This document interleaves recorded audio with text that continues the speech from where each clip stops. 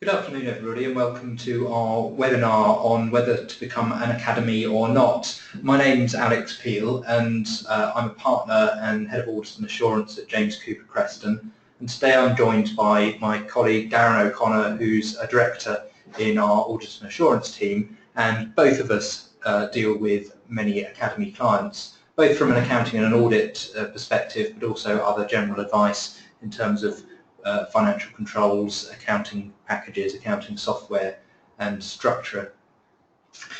As mentioned, today we're going to cover a number of issues related to whether to become an academy. We'll talk for probably aiming for about 25 minutes to 30 minutes, and after that there'll be time for a couple of questions if there are any.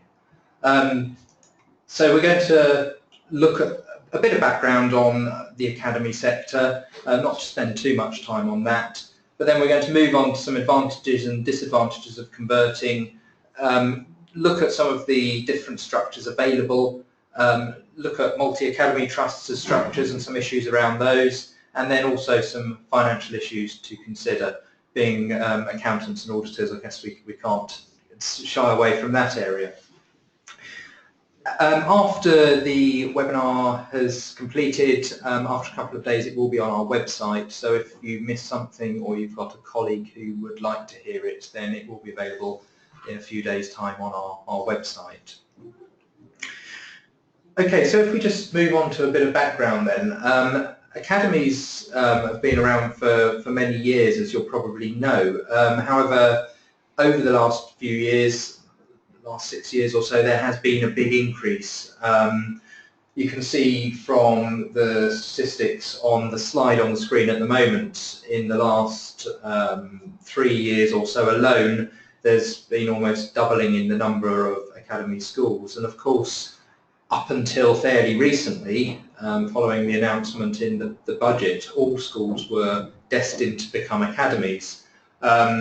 That was then relaxed a bit, and I think in the news last week the government said that now schools won't be forced to become academies, so the position is a lot less clear, albeit that many schools do see the benefits and are still wanting to become academy schools. So just before we move on to look at why you might want to do that, we thought it was important to just define a few terms, just so everybody knows what we're talking about.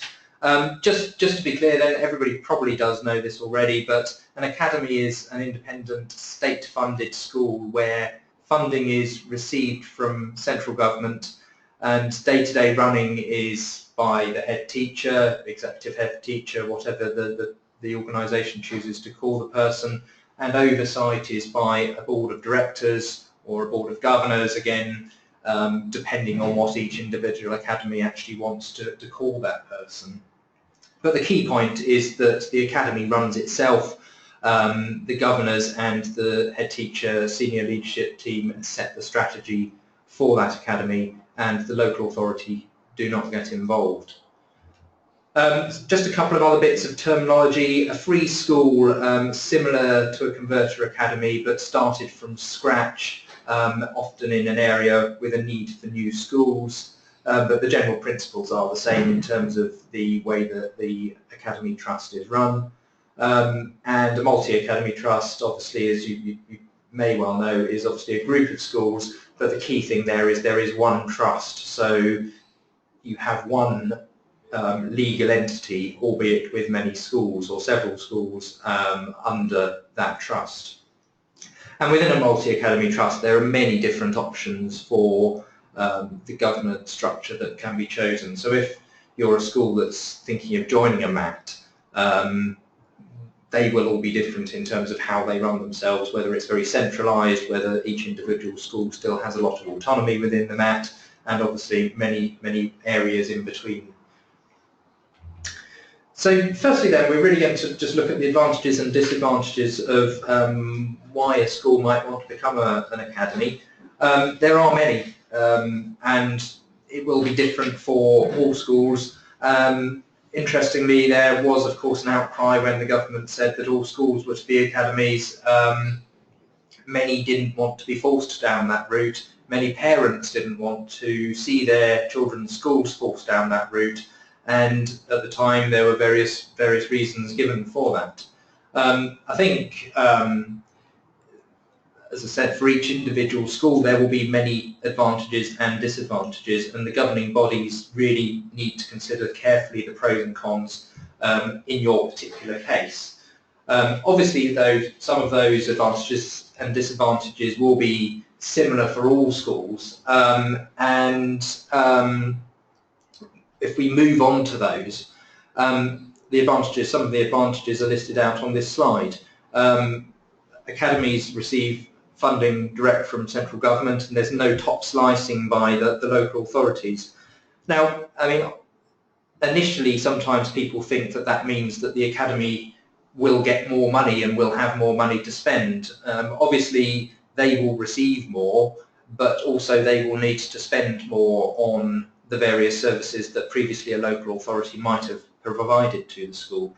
So in overall terms, whilst more money might come into the school, more money will go out, and overall possibly there isn't that much difference in terms of the funding and the overall level of funding available. However, it does mean that that school can choose what they want to spend their money on to a far greater extent. The school can spend that money that was previously taken by the local authority in whatever way they wish. So if they have a particular need in that area, in their catchment, relating to their pupils, then they can spend money on whatever that is, even if it's something that previously a local authority wouldn't have funded. There's much more freedom to innovate, both in terms of what you spend your money on, and also what you do as a school. I mean, technically schools can opt out of the national curriculum. Most academies don't do that at the moment, but there is options. There are options to do things like that. I think another key advantage for many schools is the power to head teachers and governing bodies. It partly comes back to the point about what you spend your money on, but a school has far more autonomy as an academy, and the head teacher, if it's a single academy, can do whatever it is that they want to do in the way that they run their school, and the governing body can set strategy for that school. There's obviously accountability still to the EFA and to the Department for Education, but other than that, the head teacher and the governing body can effectively do what they want to do. And that might include working with other local schools, even if you're not going to be a multi-academy trust formally connected to those schools. Certainly in many catchment areas, perhaps where there's one larger secondary school and many feeder primary schools, academies have been able to work together more effectively without control from local authorities. And then the final point listed down there, reduction in bureaucracy. I think certainly talking to a number of academy schools so far, they found the lack of involvement from a local authority to be advantageous. They've been able to do what they want to do when they want to do it, rather than having to refer to local authority people. One thing that I haven't put down there relates back to the previous situation where all schools were to become academies. And certainly up until a few weeks ago, there was the feeling that it was an advantage to convert sooner rather than later, because if you're an early adopter academy, you can effectively do it in the way that you want to do it. If you want to join with an existing academy and become a multi-academy trust with them, then you've probably got more choice at the moment, whereas if in 4 or 5 years' time multi-academy trusts are established and don't want to take on further schools in the future, there may be less flexibility, less choice in how you can become an academy. So just moving on to some disadvantages then. Obviously a disadvantage is the cost of converting. schools that converted 3 or 4 years ago had the advantage of being able to get a financial contribution towards that. Those sorts of contributions are largely now not available. So there will be a cost to conversion, largely in the fees required, legal fees especially, to put the conversion process together. And of course, doing it will require time. If you're a school doing it by yourself, that will require a significant amount of management time, but equally if you're going to be joining a multi-academy trust, for example, then that will require time from the staff. It will need buy-in from the staff, obviously, but also from the governors in terms of sitting down with the existing schools and thinking about how the relationship with them will work, how the MAT and how your individual school is going to be governed going forward. Another sort of disadvantage that's been highlighted has been getting the right management and the governors. I think where we've seen academies be successful so far, the school has wanted to be very independent. They've wanted to do things their own way to a certain extent, and they've had leadership teams who've been able to do that, and that includes both the head teacher, their senior leadership team, and the governing body behind them. Some schools have told us and said to us, look, they don't have the people who want to do that. They're quite happy with the status quo, and they don't want to spend the time doing what would be required. And of course, I mean, I think many of the concerns have been, certainly in the press, many of the concerns have been flagged by teaching unions, and again, they've centred around things like pay scales, schools opting out of various things, and the unions certainly have a number of concerns about academy schools. Our experience has not been that those concerns have been borne out, I think. Certainly, again, talking to many people in converted schools, the staff haven't probably noticed any adverse difference, but have found that the situation is different and they have more ability and more freedom to work in the way they want to. Anyway, that's sort of briefly covered a number of the advantages and disadvantages, and I think, as I said before, each school will be different, but hopefully there's a number of things to think about there. Before we move on, I'm going to ask you a question. We've got a poll that should be appearing on your screen. The question is, do you think that conversion to academic status would benefit your school? And the options are yes, no, and don't know. So it's a fairly straightforward question based on your current knowledge and your current feeling towards the subject. We'll keep the poll open for a couple of seconds. So if you can vote yes, no, or don't know, that would be great. Okay, just a couple more seconds on there, the votes coming in. Okay, so we've closed that. There's a few don't knows in there, a few no's, but yeah, I think it's probably about 70% of people are thinking that there will be some benefit to their school of converting to academy. So to move on then, hopefully my colleague Darren O'Connor will be able to answer some of the don't know questions, but I'm going to now hand over to Darren, who's going to talk about the different structures available. Okay, thank you very much, Alex. So as Alex mentioned, there is a clear movement within the education sector towards academy status. If you have decided to convert, the next step is then to decide under what academy structure. There is no right answer to this, and it will largely depend on your individual school. For example, it could depend on school objectives, on school values, on your Ofsted results, or perhaps your geographic location or area. The type of structures available are on the screen as a single academy trust, so you convert as a single school. Umbrella trusts, which we'll come on to later, but is a mix of schools altogether. Free schools, which Alex touched on, is generally or usually a school that's set up from scratch. Collaborative partnership, which is a loose connection, and then a multi-academy trust, which is a number of schools under one trust. So firstly, umbrella trusts.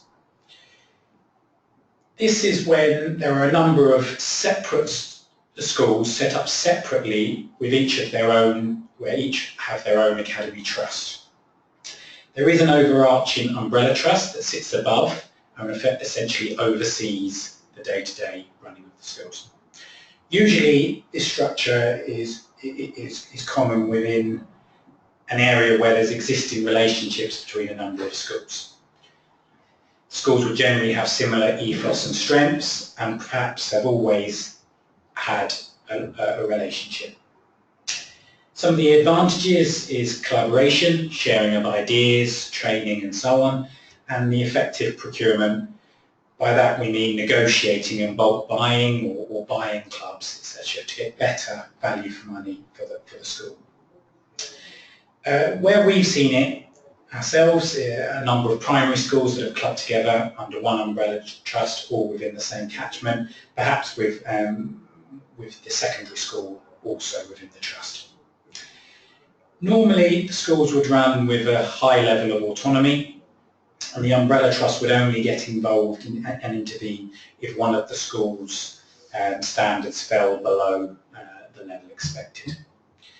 We have, in a couple of instances, seen where each academy will transfer a small amount of money to the umbrella trust to deal and cover central activities.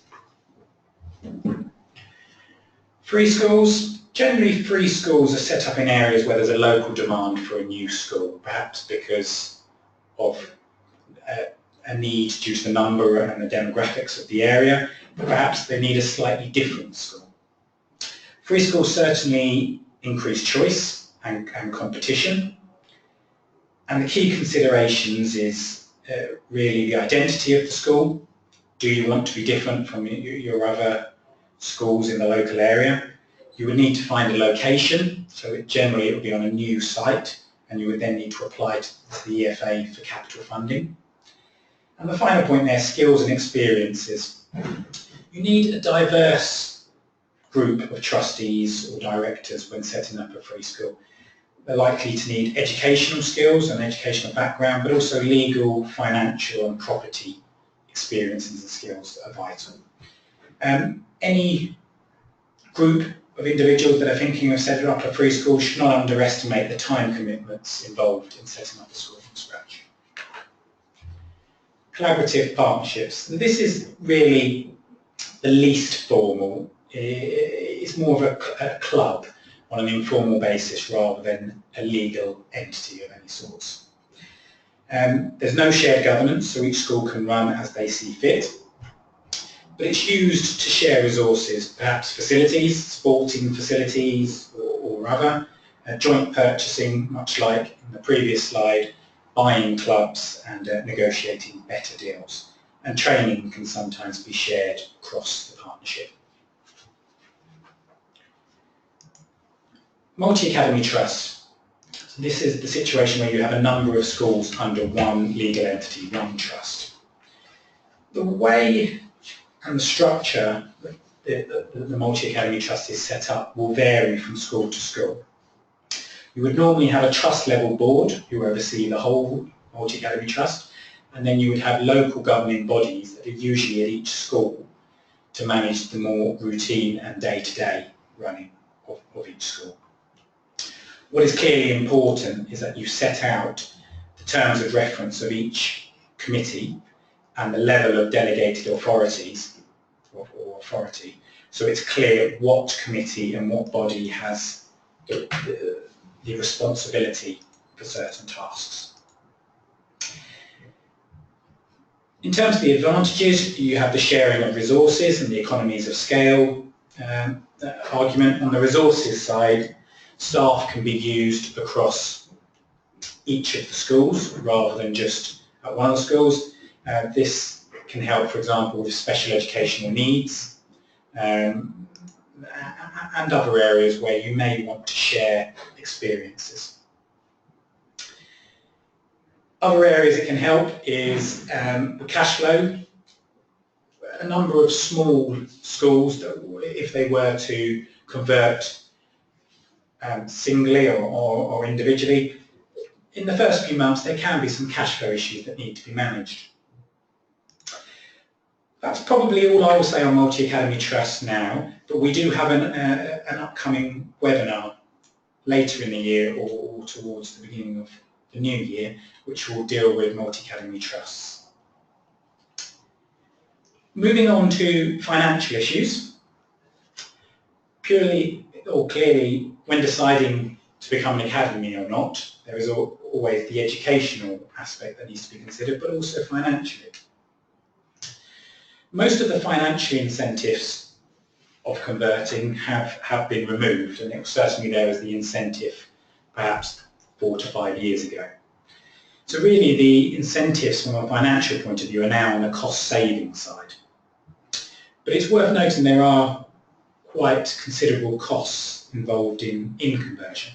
From a professional cost standpoint, financial advisory point of view, setting up new accounting software can be very expensive, and these are all issues that need to be considered.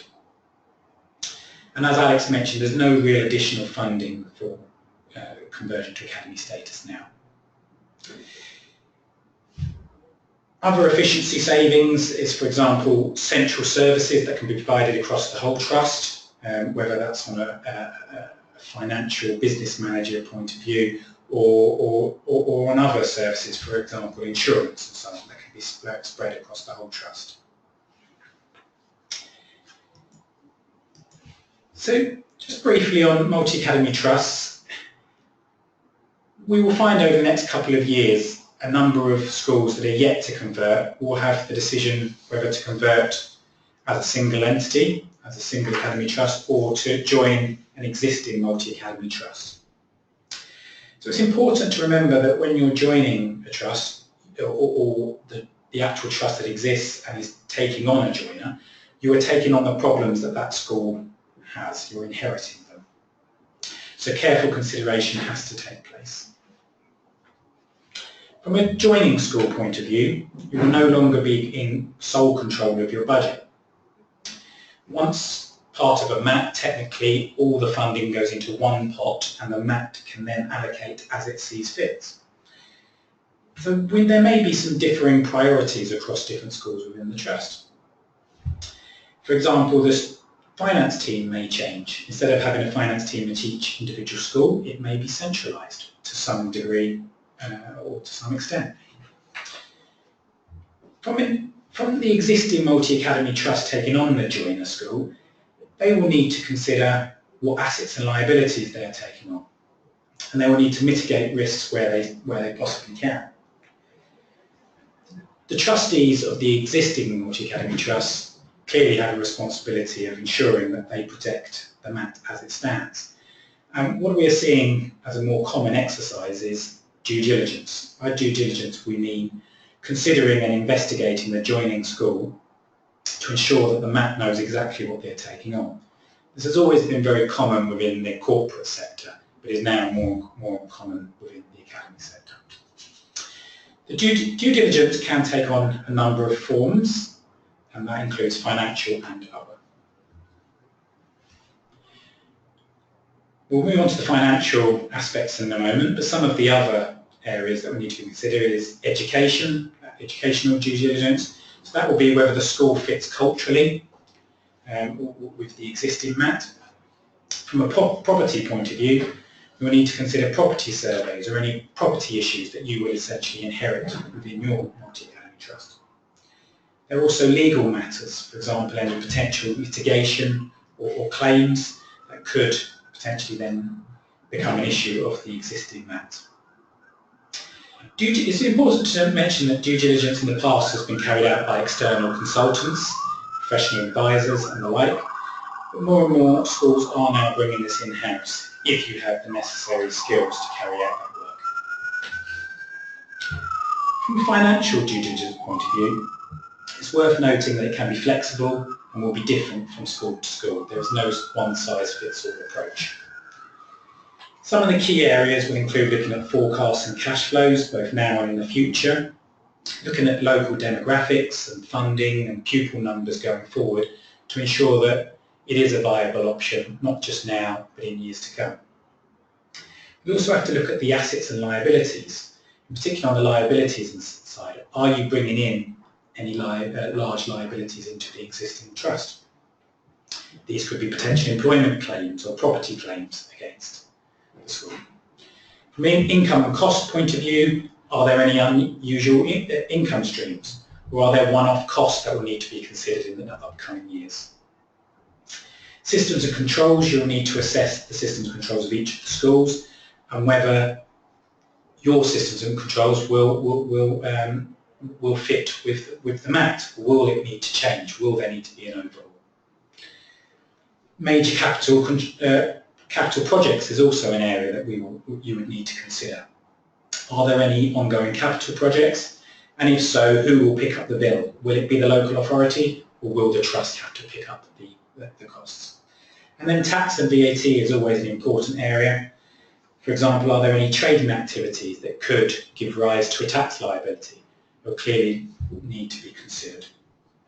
So thank you very much, and I will hand back to Alex to conclude. Okay, thanks very much, Darren. Hopefully we're just about on time there. On the screen you can see our contact details if you don't have a contact at James Cooper Creston already. As mentioned, as a firm we act for many academies, both as accountants and auditors, but also advising schools on their internal controls, accounting systems, and through the conversion process. So do get in touch if you think we can help you in any way. I've also got on the screen a couple of links which you may find of use. Just got a bit of time left for any questions which have come in. You should have the ability to ask a question on your screen. I can only see one so far, which is our school is thinking of joining an existing multi-academy trust. Will I still be able to have my own local governing body, or will I have to give that up, effectively, is what they're saying.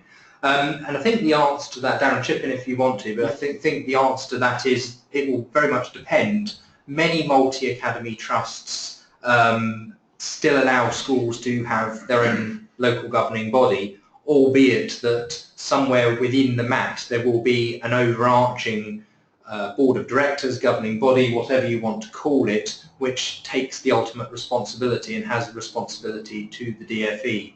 So many MATs, though, will have a situation where you might have 10 schools and you will have each of those schools still having their local governing body, which will deal with things like standards, the results in that school, local staffing issues, and still sort of really holding the head and the senior leadership team in that school to account to ensure that they're doing a good job.